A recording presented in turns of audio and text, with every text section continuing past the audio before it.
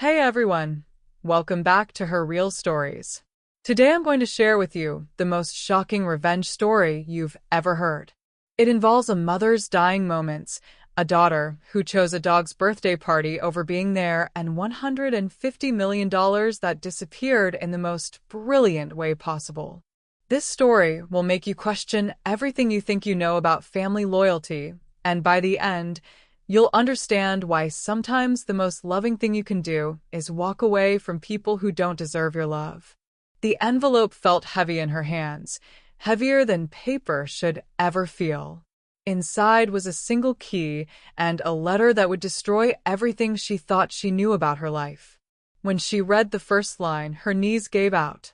When she finished reading, she understood that missing her mother's final moments for a dog's birthday party had just cost her $150 million. But I'm getting ahead of myself. Let me tell you how I spent 35 years loving a daughter who saw me as nothing more than an embarrassment, and how that daughter's cruelty led to the most perfect revenge you've ever heard.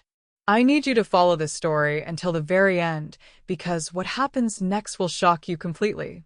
And please, share this video with someone who needs to understand the true value of family. My name is Paige Whitfield, and I'm 72 years old. Looking back now, I can see that my daughter Cassidy never really saw me as anything more than a problem wrapped up in motherhood. For 35 years, I poured every drop of love I had into raising her after her father packed his bags and left when she was barely 2 years old. I worked 3 jobs to put her through college. I cleaned office buildings from midnight to 4 a.m., waited tables at Murphy's Diner from 6 a.m. to 2 p.m., and did bookkeeping for small businesses from home in the evenings. I skipped meals so she could have name-brand clothes for school. I drove that same beat-up Honda for 20 years because every extra dollar went toward her future. I slept on a pull-out couch for 3 years so Cassidy could have her own bedroom in our tiny apartment. Those 3 years sleeping on the couch might sound like nothing, but when you're working 3 jobs and getting maybe 4 hours of sleep a night, every minute of comfort matters. My back would ache something terrible by morning, but seeing Cassidy comfortable in her own space made every sleepless night worth it. I'd wake up at 11:30 p.m. to get ready for my cleaning job, and I'd always peek into her room first. She looked so peaceful sleeping there, surrounded by the stuffed animals I'd bought her one by one whenever I could scrape together a few extra dollars. I remember the Christmas when Cassidy was 15 and desperately wanted these expensive jeans that all her friends were wearing. They cost $98, which might as well have been $1,000 to me at that time. I worked extra shifts for 2 months, cleaning offices on weekends and picking up catering gigs through the diner whenever I could. When Christmas morning came and she opened that box, her face lit up like the 4th of July. She hugged me so tight and said, "Mom, you're the best." That hug carried me through the next year of being tired and broke. But somewhere along the way, Cassidy learned to see me as beneath her. My little apartment embarrassed her when friends came over. She'd make excuses about why we couldn't hang out at our place. "My mom's really busy today," she'd say, or "Our apartment is being painted." She was ashamed of the mismatched furniture I'd bought secondhand, ashamed of the kitchen where we ate dinner sitting on stools because we didn't have room for a proper dining table. My job waiting tables at Murphy's Diner became something she'd never mentioned to anyone. When other kids at school talked about their parents' careers, Cassidy would change the subject or make vague comments about me, working in food service management. As if calling it management made it more respectable than admitting her mother served coffee and pie to truckers and shift workers. When she graduated college with a business degree, I was so proud I cried right there in the auditorium. I'd saved for months to buy her a beautiful graduation dress and to take the day off work so I could be there. But when the ceremony was over and families were taking pictures, Cassidy barely looked at me. She was too busy networking with her classmates' parents, people who owned businesses and had important-sounding job titles. She got a job at a marketing firm and suddenly acted like she was way more sophisticated than her mother, who dropped out of high school to raise her. She'd correct my grammar when I spoke. She'd roll her eyes when I'd mention things I'd seen on the news or read in the paper. "Mom, that's not how it works," she'd say in this condescending tone that made me feel about 2 inches tall. When she started dating Colton, a real estate agent who thought he was the next Donald Trump but mostly sold starter homes to young couples, I knew I was going to become even more of a liability in her eyes. Colton came from a family with money, the kind of people who went on vacations to Europe and had weekend houses. The first time Cassidy brought him to my apartment, I could see her watching his face, terrified of what he might think about where she came from. After they got married, she'd visit maybe twice a year, always checking her phone, always finding excuses to leave early. "Sorry, Mom. Colton's expecting me back," or "I promised the dog walker I'd be home by 5. Always something more important than spending time with the woman who raised her. The visits became shorter and more painful each time. She'd sit on my couch looking uncomfortable, like she was afraid she might catch something from being in my apartment too long. When I'd offer her food, she'd say she wasn't hungry, even though I'd spent hours making her favorite dishes from when she was little. When I tried to tell her about my life, about the people at the diner or something funny that happened during my week, she'd nod politely, but I could tell she wasn't really listening. The worst part was how she'd talk about her life like it was some glamorous movie I couldn't possibly understand. She'd mention expensive restaurants she'd been to, designer clothes she'd bought, weekend trips to wine country with Colton's friends. She described these things in detail, almost like she was rubbing it in that her life was so much better than mine. What Cassidy didn't know was that her grandmother, my mother Elena Whitfield, had been far more than the simple seamstress I'd told everyone she was. Starting in the 1960s, Elena had secretly been buying up real estate properties all across our city, building a portfolio that would eventually be worth over $150 million. My mother was incredibly smart with money, smarter than anyone gave her credit for. She'd learned English by reading financial newspapers at the library every single day for years.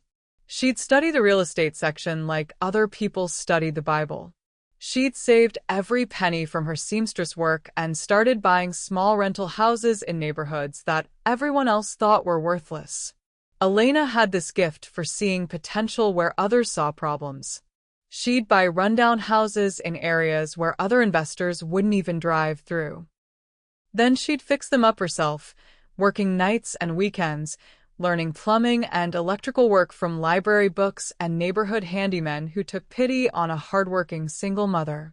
Over 40 years, those neighborhoods became valuable. The area everyone called the wrong side of town became trendy. Young professionals started moving in because the rent was affordable and it was close to downtown. The small houses my mother had bought for $5,000 were suddenly worth $50,000, then $100,000, then more. But my mother never acted like she had money. She still lived in her small apartment, still mended her own clothes, still clipped coupons and shopped for day-old bread. She reinvested every penny back into more properties, more opportunities. By the time I was in my 30s, she owned rental properties all over the city, but she'd made me promise never to tell anyone, especially not Cassidy. When she died on March 18, 2003, she left everything to me with very specific instructions written in her will. I could never tell Cassidy about the inheritance until she proved herself worthy of such wealth, or until my death, whichever came first. My mother was a wise woman who understood people in ways that always amazed me. She'd watched Cassidy grow up, seen how she treated people she thought were beneath her.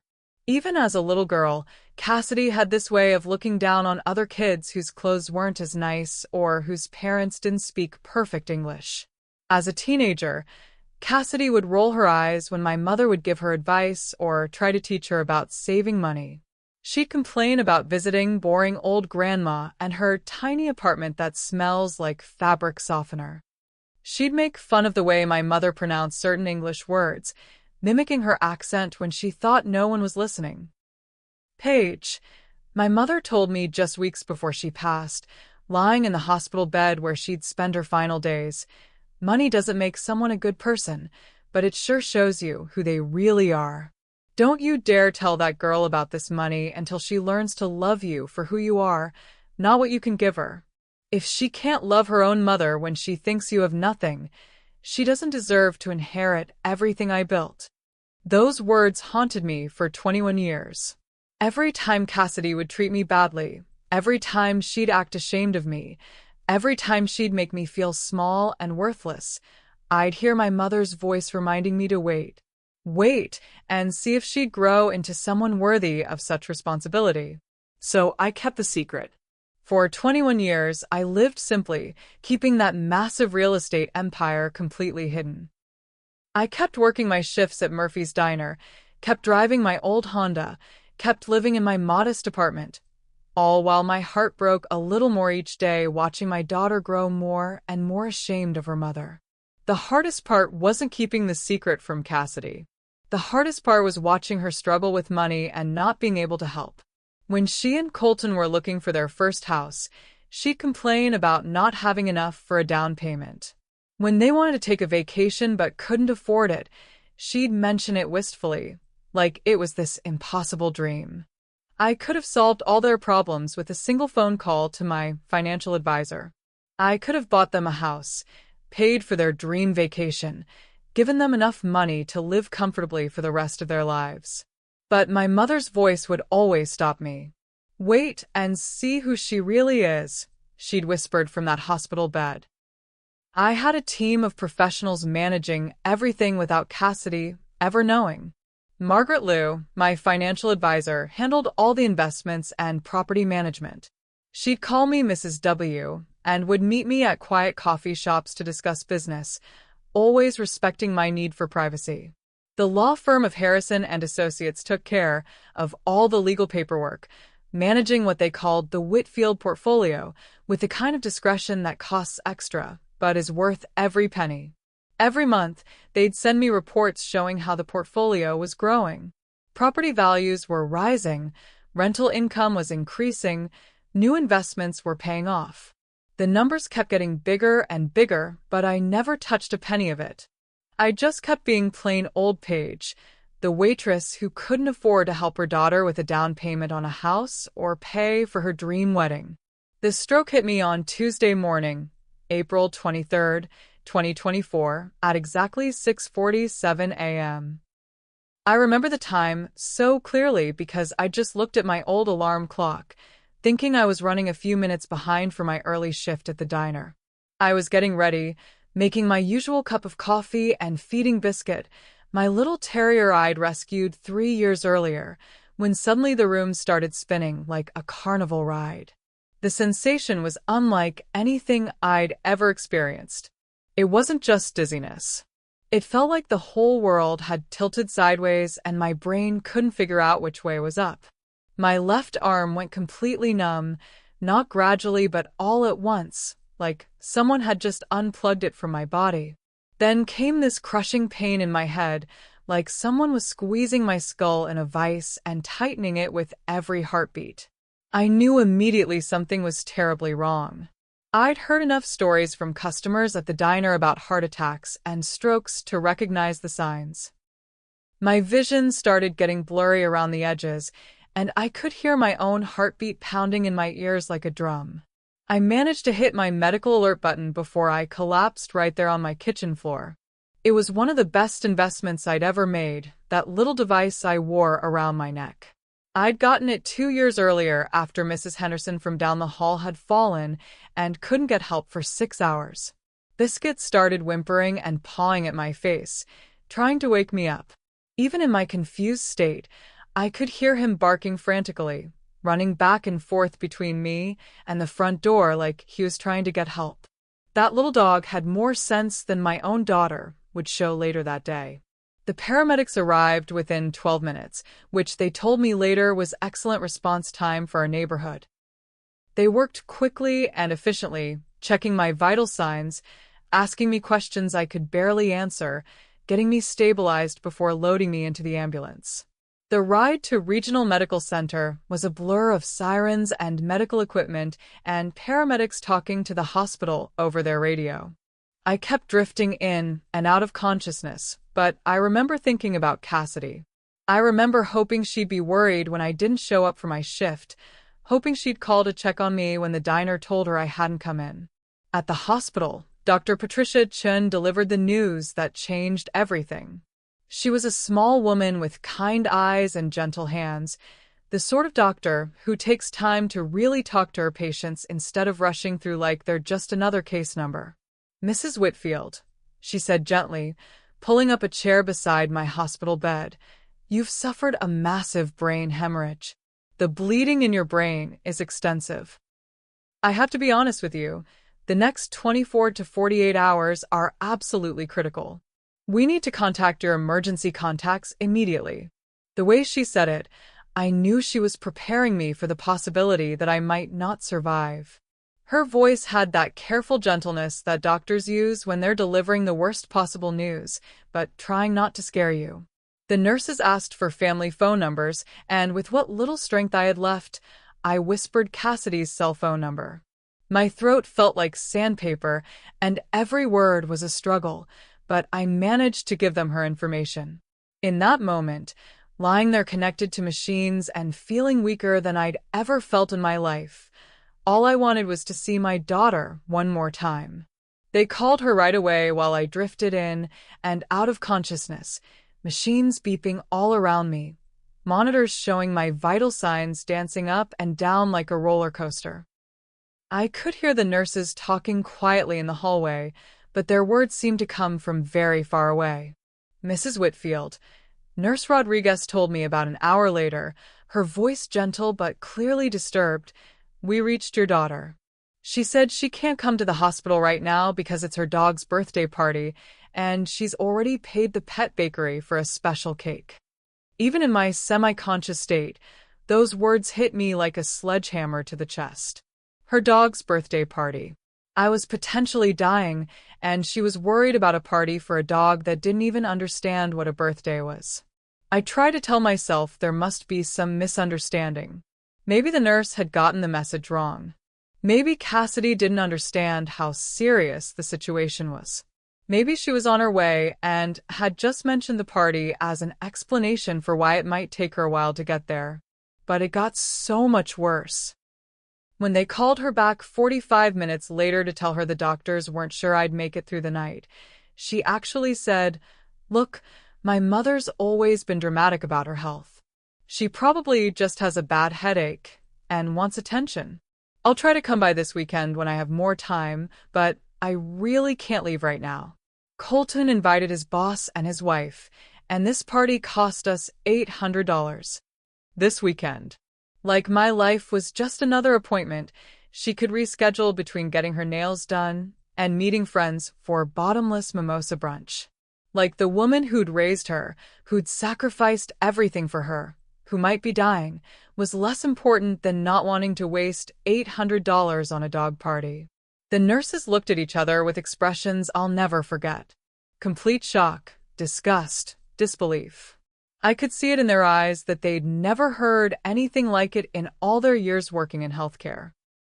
"Honey," Nurse Rodriguez whispered to me that first night, holding my hand while tears ran down my cheeks, "I don't know what's wrong with your daughter, but you just focus on getting better. You've got people here who care about you, and that's what matters right now." Dr. Chin later told me that my case was being discussed throughout the hospital, not because of my medical condition, but because the staff couldn't believe what my daughter had said. Several nurses volunteered to work extra shifts just to make sure I wasn't alone during those critical first days. These strangers, these people who'd never met me before that day, cared more about my well-being than my own daughter did. That first night was the longest of my life. Every breath felt like it might be my last. The pain in my head would come in waves, sometimes manageable, sometimes so intense I thought I might pass out again. But worse than the physical pain was the emotional devastation of realizing that my daughter, the person I loved most in the world, couldn't be bothered to leave a dog party when I might be dying. I survived that first night, then the second, then a whole week. Each day, I grew a little stronger physically, but also a little more determined emotionally. The doctors kept calling it miraculous, especially given my age and the severity of the hemorrhage, but I knew exactly what was keeping me alive. Pure, burning anger mixed with absolute determination to make sure my daughter learned exactly what her choices had cost her. Not just the money, though that would be part of it, but the cost of treating someone who loves you like they don't matter. The cost of taking love for granted. The cost of choosing appearances and social obligations over the people who sacrificed everything for you. During those 8 days in the hospital, I made phone calls from my bed. Lots of them. Despite being weak and having trouble speaking clearly for the first few days, I was more focused than I'd been in years. It was like the stroke had burned away everything that wasn't essential, leaving only crystal clear purpose.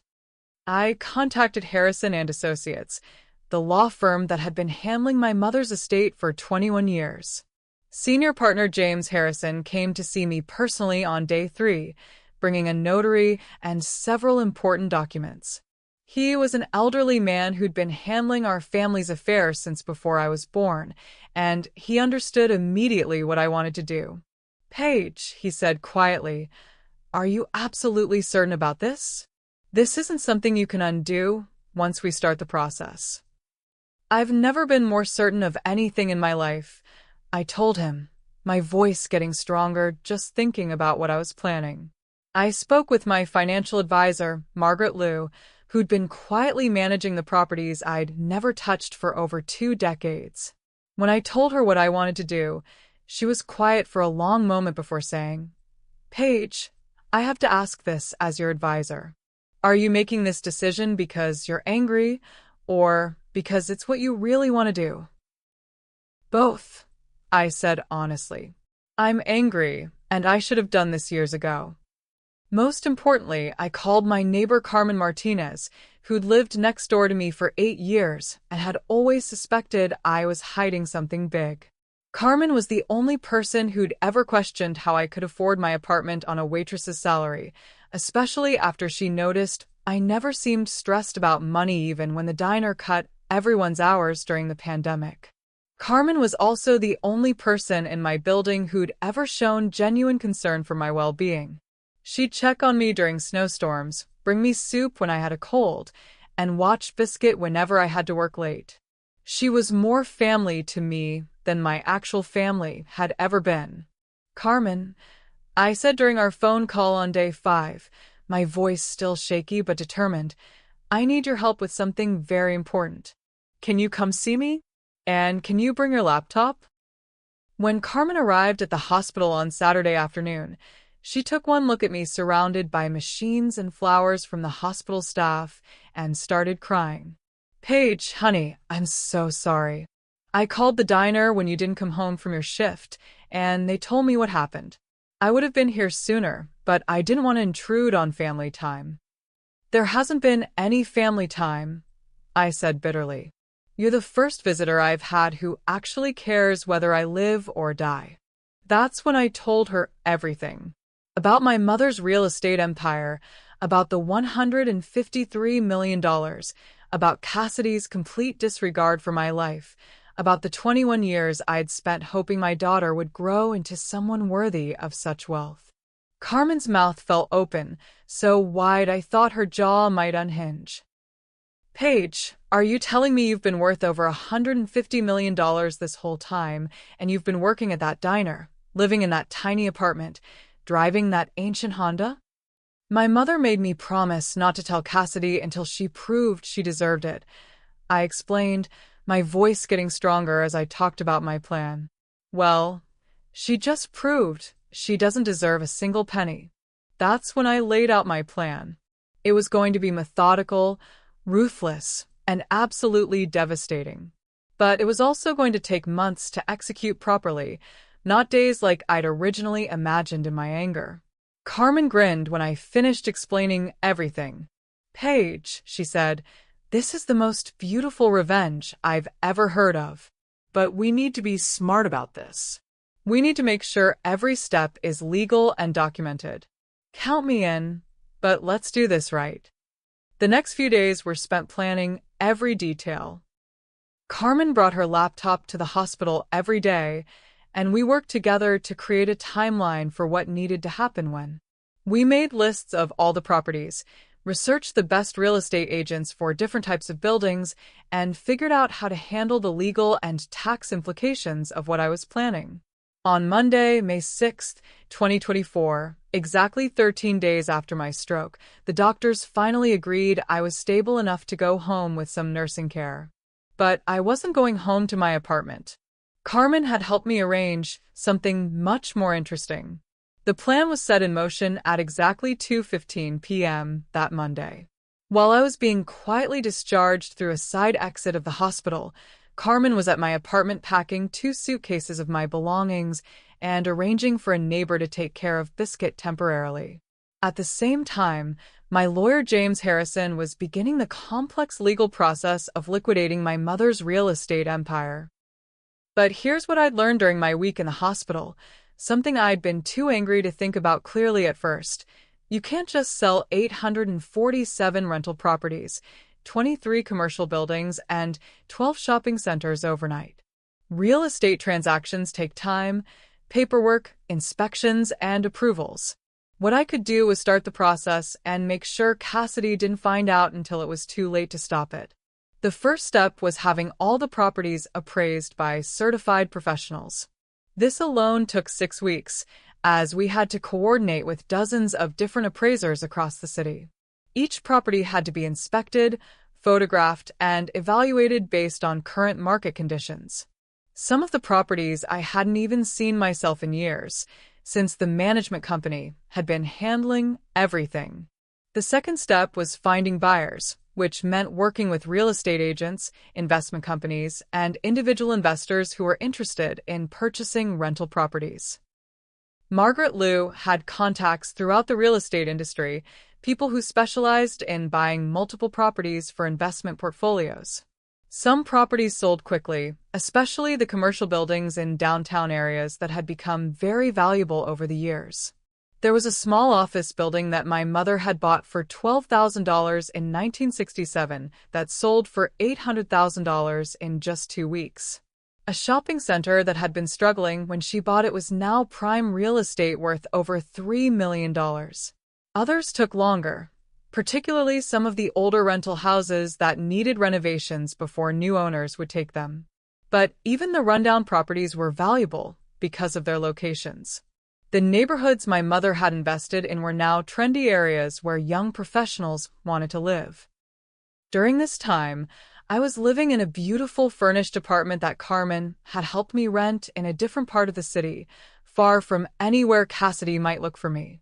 It was in a high-rise building with a doorman and security, the kind of place I'd never imagined I could afford.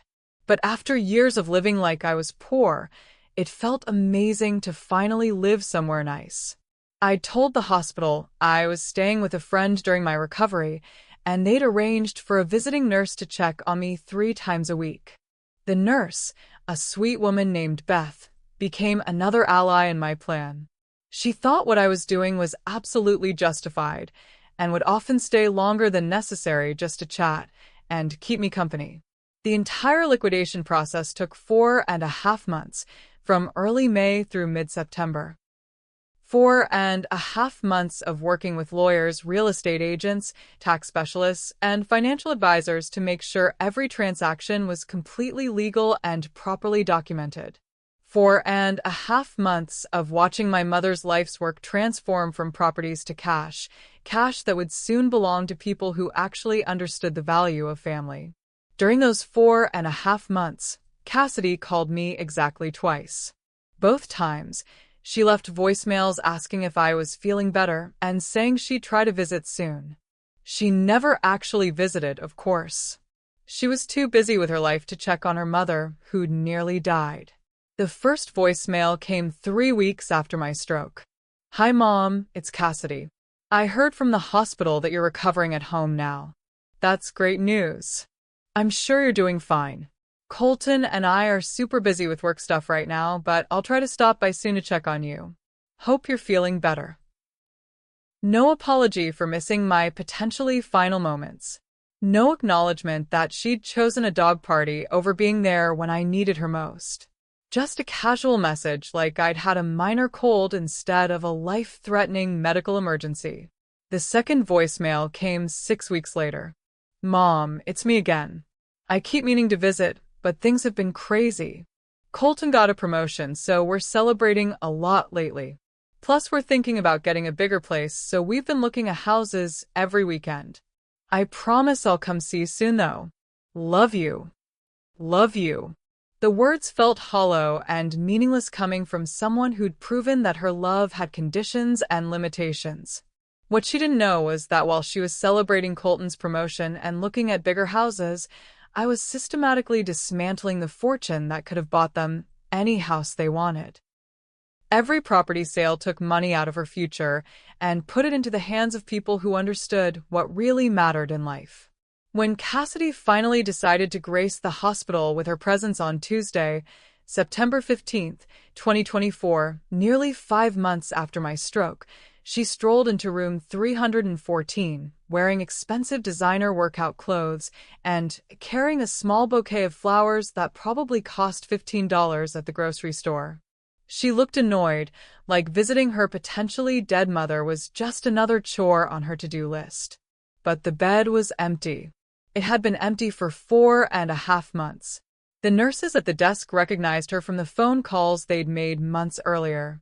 One of them later told Carmen that Cassidy had walked up to the nurses' station and said, "I'm here to see my mother, Paige Whitfield. I know I'm a little late, but I've been really busy." A little late. 4.5 months late. What Cassidy found instead was a cream-colored envelope with her name written in my careful handwriting, placed right in the center of the pillow where my head should have been. Inside that envelope was a single sheet of paper and a small brass key. The letter was carefully worded, reviewed by my lawyer to make sure every statement was accurate and legally sound. My dearest Cassidy, since my death wasn't convenient enough to interrupt your dog's birthday schedule, and since you couldn't find time to visit your recovering mother for 4.5 months, I've decided to handle things a little differently. The key in this envelope opens Safety Deposit Box 1247 at First National Bank downtown. Inside that box, you'll find the final documentation of every single property your grandmother and I secretly owned across the city. 847 rental properties, 23 commercial buildings, and 12 shopping centers. Total appraised value, $153,400,000. I spent 35 years waiting for you to love me for who I was, not what I could give you. Since you've made it crystal clear that will never happen, I've made some other arrangements. Every single property has been sold over the past 4.5 months. Every penny of the proceeds has been distributed to the tenants who lived in those properties as gifts. Your inheritance became their mortgage payoffs, their children's college funds, their medical bill payments, their small business loans, their dream vacations, their retirement security. Mrs. Patterson in apartment 4B finally got her cancer treatment fully paid for and had enough left over to visit her grandchildren in Ireland for the first time in 10 years. Little Tommy Rodriguez got his heart surgery covered, and his family received enough money to buy their own home in a neighborhood with good schools. The Henderson family not only kept their corner store but expanded it into the empty building next door, creating jobs for 12 people in their community. 847 families got the kind of love and financial security I wanted to share with you, but you were too ashamed of me to accept it. Every tenant received a letter explaining that their gift came from Elena Whitfield's estate, distributed in honor of a daughter who chose a dog's birthday party over her dying mother's bedside. They know exactly why they received this money, and they know exactly what it cost. I hope that $800 dog party was everything you dreamed it would be. I hope the cake was delicious and the decorations were perfect. I hope Colton's boss was impressed with your priorities. I hope it was worth $153 million. Much love from the mother who finally learned her worth, Paige Whitfield. P.S. I'm not dead, by the way. I'm just done being dead to you. Don't bother looking for me. I've moved somewhere you'll never think to search, and I've finally learned how to live for myself instead of for someone who never appreciated the sacrifice. I'd been waiting in my car in the parking garage across from the hospital, watching through binoculars when she opened that envelope. Carmen was with me, and we both watched as Cassidy's face went completely white like someone had drained all the blood from her body. Her hands started shaking so badly she dropped the key 3 times before managing to pick it up. She read the letter once, then again, then a 3rd time, as if the words might magically change into something different. Then she started screaming so loud we could hear her through the parking garage, for floors below. Nurse! Nurse! Where is my mother? Where did she go? This can't be real. This has to be some kind of joke. The nurses came running, but they honestly had no idea where I'd gone. I'd covered my tracks carefully. The discharge paperwork listed Carmen as my temporary caregiver, but Carmen had used her maiden name and given the address of a friend's house in a different part of the city. Cassidy tried calling my cell phone, but I'd changed the number 3 months earlier. She ran to my apartment building, pounding on my door for 30 minutes before Mrs. Garcia from next door told her I'd moved out months ago and left no forwarding address. She even called Murphy's Diner, demanding to know where I was. My old boss, a kind man named Frank who'd always treated me fairly, told her he hadn't seen me since the day of my stroke and that he'd assumed I was recovering with family. Your mother never came back for her last paycheck, he told her. We figured you were taking care of her. She drove straight to First National Bank, demanding they open the safety deposit box immediately. The bank manager, Mr. Thompson, explained that she'd need proper identification and that it might take a few minutes to retrieve the box from the vault. When they finally brought the box to the private viewing room, with Cassidy's hands still trembling as she turned the key, the box contained exactly what I'd promised in my letter. Inside were photocopies of every single property deed, each one stamped with bright red letters, sold. Property after property after property, 882 individual properties sold over 4.5 months, all for fair market value, all with the proceeds distributed exactly as I'd promised in my letter. There were also copies of all the distribution letters I'd sent to the tenants, explaining where their gifts had come from and why they'd received them. Each letter mentioned that the money was being given in honor of a daughter who'd chosen a dog's birthday party over her dying mother's bedside. The bank manager, Mr. Thompson, later told Carmen through a mutual friend that Cassidy had completely lost it right there in the vault. She'd started crying and screaming about how this couldn't be legal, how I couldn't just give away her inheritance, how she was going to sue everyone involved. But ma'am, Mr. Thompson had said gently, this wasn't your inheritance. These properties belonged to your mother. She had every legal right to sell them and distribute the proceeds however she chose. That's when the reality really hit her. The money had never been hers. She'd spent 35 years treating me like an embarrassment, never knowing that the woman she was ashamed of was worth more than she could ever imagine. But here's the beautiful thing about having 21 years and 4.5 months to plan something like this. Every sale was handled by different real estate attorneys across the city. Every transaction was perfectly legal and properly documented. Every distribution was recorded as a gift from the property owner, me, to the tenants who had been living in the properties. My financial advisor, Margaret, had worked with tax specialists to make sure all the gift taxes were properly paid from the estate before distribution. My lawyer, James, had ensured that every property transfer was completed according to state and federal laws. We'd even hired forensic accountants to verify that every penny was accounted for and properly distributed. There wasn't a single thing Cassidy could challenge in court, and believe me, she tried. Cassidy hired 4 different lawyers over the next 2 months, spending thousands of dollars she didn't have, trying to find some way to contest what I'd done. The first lawyer took her money and told her there was no case. The second lawyer did the same. The third lawyer actually laughed when she explained the situation. The fourth lawyer, an ambulance chaser who advertised on late-night television, took her case and strung her along for 6 weeks before admitting he couldn't find any legal grounds to challenge the property sales. By then, Cassidy had spent over $15,000 in legal fees with nothing to show for it. But there was nothing to contest. The properties had been mine to sell. The money had been mine to give away. Every transaction was legitimate and documented.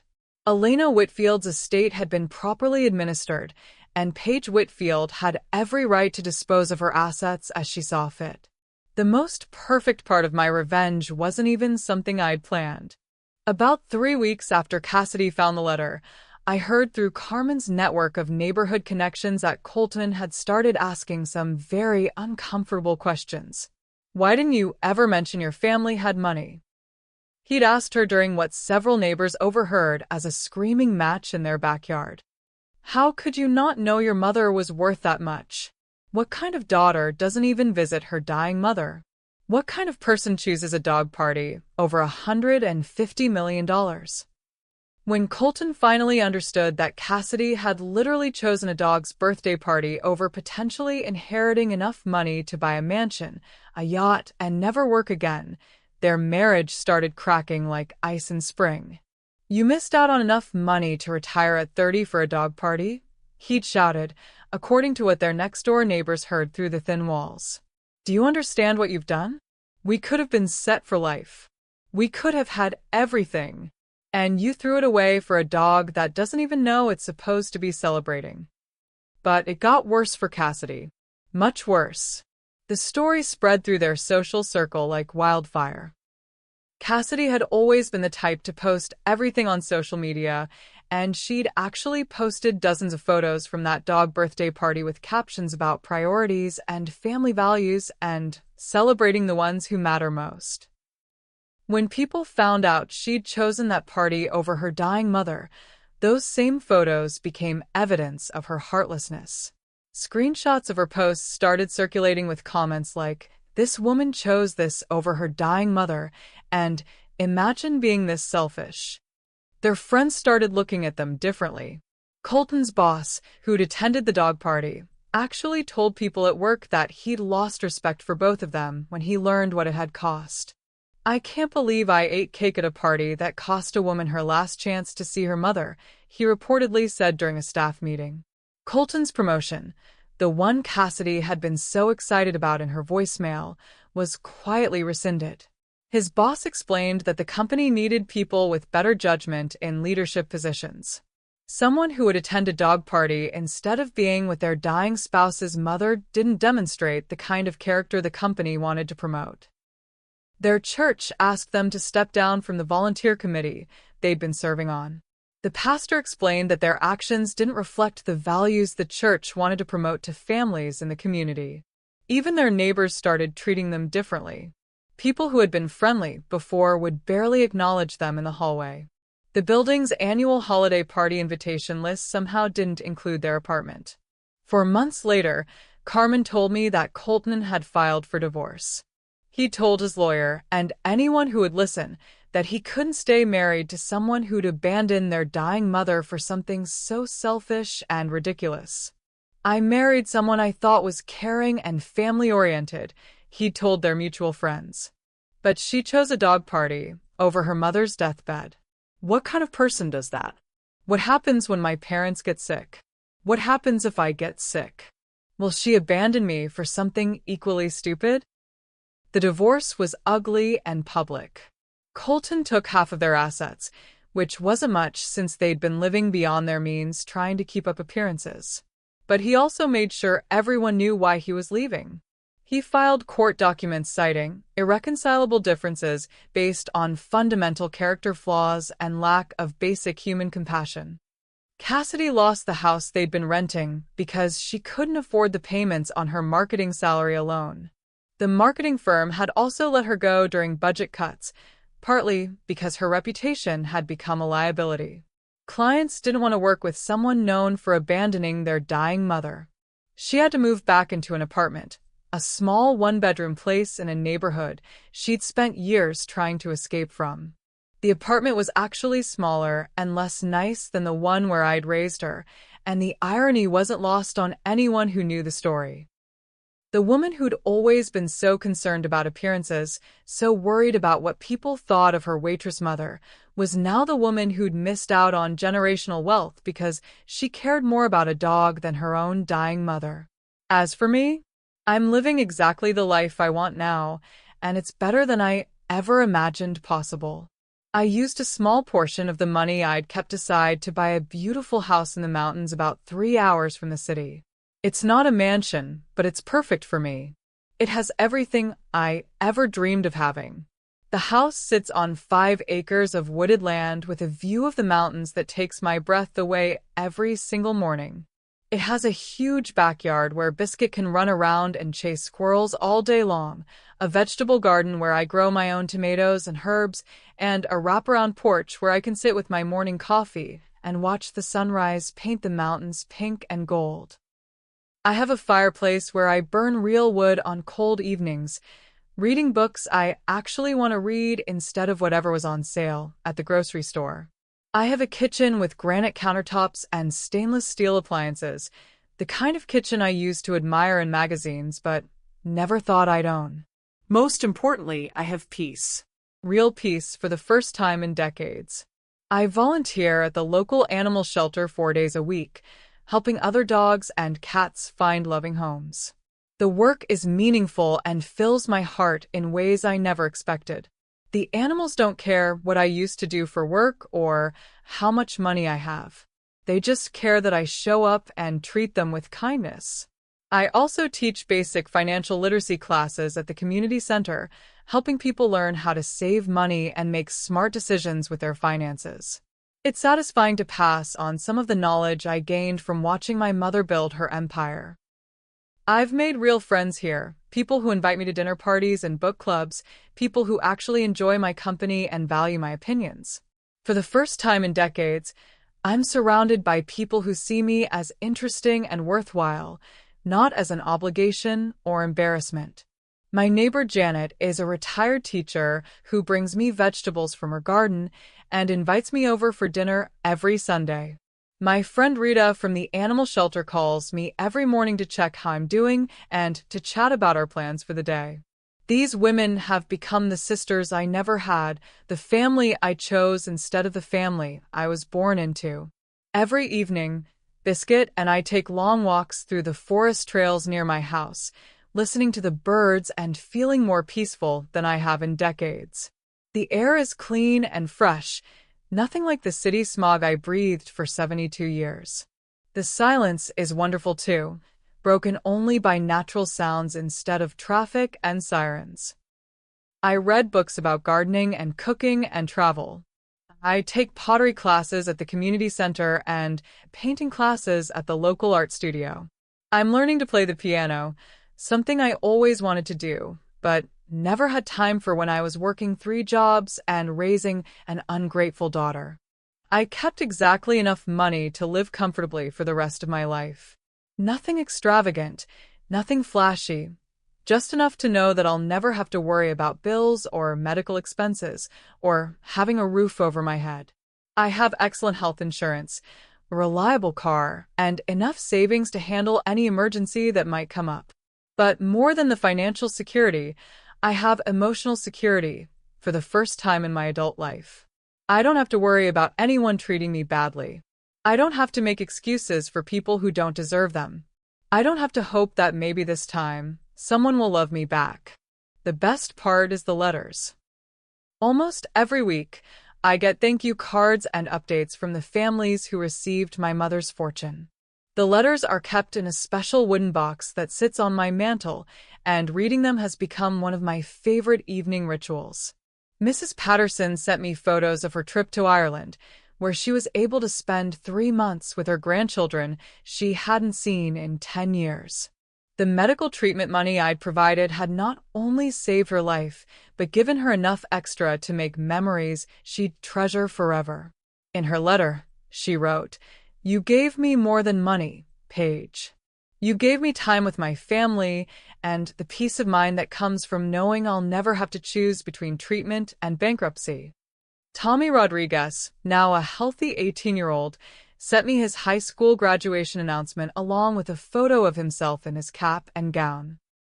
His family had used their gift money to move to a better neighborhood with excellent schools, and Tommy was starting college in the fall with no student loans because his education was already paid for. "Because of you," his mother wrote, "my son will graduate debt-free and can choose his career based on passion, not just what pays the bills." The Henderson family invited me to the grand reopening of their expanded corner store, which had become a community gathering place offering fresh produce in a neighborhood that had been a food desert. They'd used their gift money to buy the building next door and turn their small store into a real market that served hundreds of families. "You didn't just help our business," Mr. Henderson wrote. "You helped our whole community." I have letters from young families who were able to buy their first homes, elderly couples who could finally retire with dignity, single mothers who could afford to send their children to good schools, immigrants who were able to start small businesses and achieve their American dreams. 847 families got to keep their homes, start businesses, pay for medical treatments, send their kids to college, travel to see family members they hadn't seen in years, all because my daughter thought a dog's birthday was more important than her dying mother.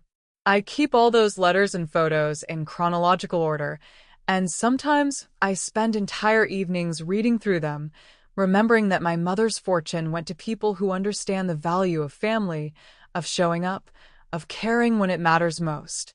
Each letter reminds me that I made the right choice. These families appreciated what they received in a way Cassidy never would have. They understood that money is a tool for creating happiness and security, not just for buying expensive things to impress other people. Sometimes, late at night when I'm sitting on my porch with Biscuit curled up beside me, I think about the daughter I raised. I think about all those years I spent hoping that maybe someday she'd see me as more than just an obligation or an embarrassment.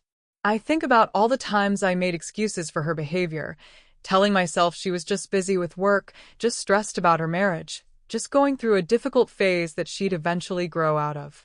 I think about all the holidays I spent alone because she had better offers, all the birthdays she forgot, all the times she made me feel like I was asking for too much just by wanting to spend time with her.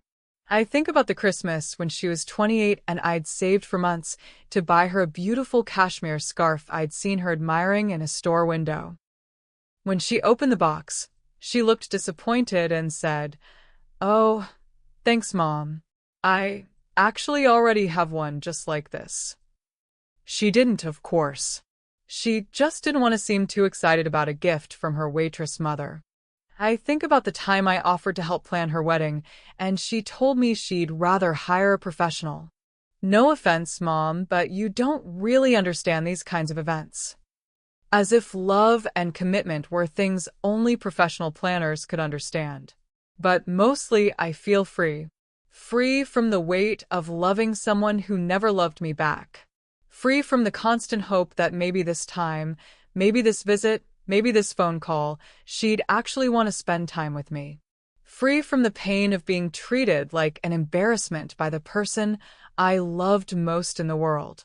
The color that drained from Cassidy's face when she read that letter was the exact moment she realized she'd traded $153 million for a dog's birthday party. And honestly, she earned every second of the regret that followed. You know what the most beautiful part of this whole thing is? I'm not angry anymore. For the first time in years, I'm not carrying around that heavy weight of disappointment and hurt. I'm not wondering why I wasn't good enough for my own daughter to love. I'm not making excuses for someone who never deserved them. I wake up every morning in my cozy mountain house, make my coffee in my sunny kitchen, feed Biscuit his breakfast, and step outside to watch the sunrise paint the mountains pink and gold. I've got neighbors who bring me vegetables from their gardens and invite me over for dinner. I've got purpose in my volunteer work and joy in my simple daily routines. And Cassidy? Well, last I heard through the neighborhood gossip network that Carmen still monitors. She's working 2 jobs trying to make ends meet. The marketing firm laid her off permanently, and she's now working retail during the day and waitressing at night at a diner very similar to Murphy's. The irony isn't lost on me that she's doing the same kind of work she always looked down on me for doing. She lost her house, her husband, most of her friends, and her social standing, all because she couldn't put aside one dog party to be there when her mother needed her most. Last Christmas, Carmen heard she'd had to move back in with Colton's parents temporarily because she couldn't afford rent on her own. The dog she'd chosen over me, the precious pet whose birthday party was so important? Colton got custody in the divorce. So she lost everything for a dog she doesn't even have anymore. She tried reaching out to me about 8 months after everything happened. Carmen told me she'd shown up at Murphy's Diner, asking my old coworkers if they knew where I'd gone. She'd offered them money for information, but none of them knew anything because I'd never told anyone at work about my plans.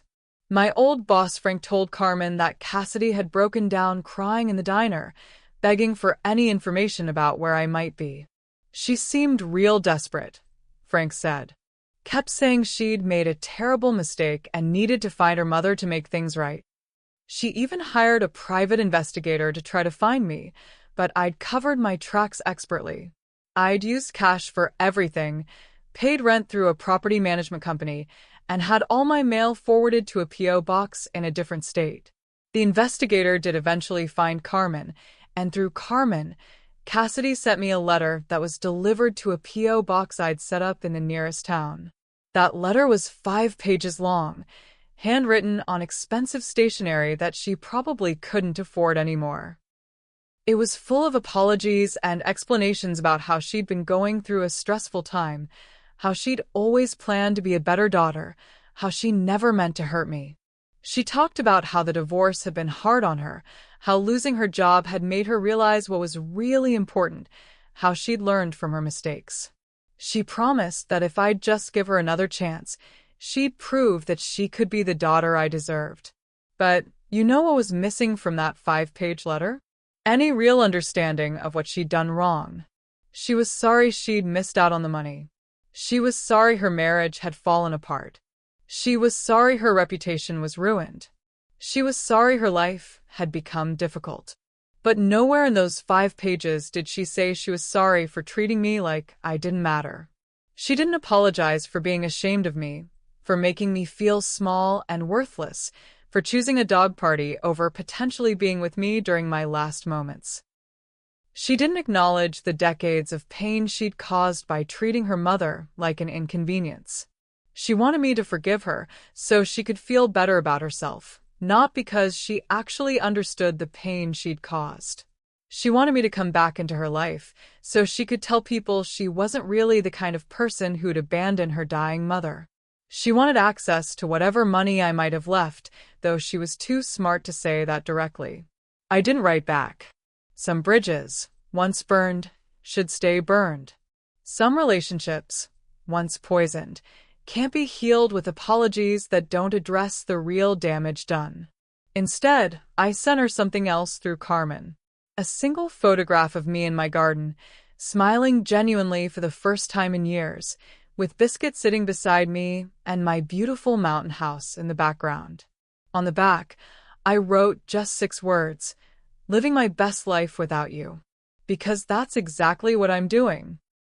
I'm 73 years old, and I'm finally living the life I want instead of the life I thought I was supposed to want. I'm not trying to earn anyone's love anymore. I'm not making myself smaller to make other people more comfortable. I'm not apologizing for who I am or where I came from. My mother was absolutely right when she put those conditions on the inheritance. Money doesn't make someone a good person, but it definitely shows you who they really are. And Cassidy showed me exactly who she was when she chose a dog's birthday party over potentially being with me during my last moments. The funny thing is, if she'd just shown up that night in April, if she'd just sat by my hospital bedside and held my hand, everything would have been different. I probably would have told her about the inheritance eventually.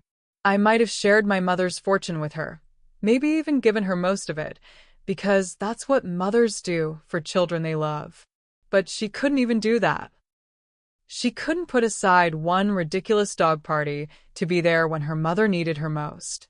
And that choice, that one utterly selfish choice, cost her everything and gave me the clarity I needed to finally put myself first. Now, I want to hear from you. What would you have done if you were in my situation? Have you ever had someone in your life who took your love for granted? Have you ever had to make the difficult decision to cut toxic family members out of your life? Share your stories in the comments below. And if this story touched your heart, please give it a like and share it with someone who needs to understand that family isn't about blood. It's about showing up when it matters. Subscribe to Her Real Stories for more incredible real-life stories that will leave you speechless. Check out our channel for other amazing stories that will surprise you and remind you what really matters in life. Thank you for watching until the end, and remember, never let anyone convince you that you're not worth their time, because the right people will always make time for you. My name is Paige Whitfield, and I learned that the best revenge isn't getting angry or getting even. The best revenge is living well, surrounded by people who actually value your presence in their lives, people who understand that love is shown through actions, not words. And for the first time in 35 years, that's exactly what I'm doing. Sometimes people ask me if I ever regret what I did, if I ever wish I'd given Cassidy another chance. The answer is simple. How can I regret the decision that gave 847 families the security and happiness that my own daughter never wanted to share with me? How can I regret choosing to live peacefully in the mountains with people who actually care about me over continuing to chase the love of someone who never valued what I offered? I don't regret it for a single second. Every sunrise I watch from my porch, every letter I receive from grateful families, every peaceful night's sleep I get reminds me that I made exactly the right choice. I finally learned that sometimes the most loving thing you can do is walk away from people who don't know how to love you back. And that's a lesson worth $153 million.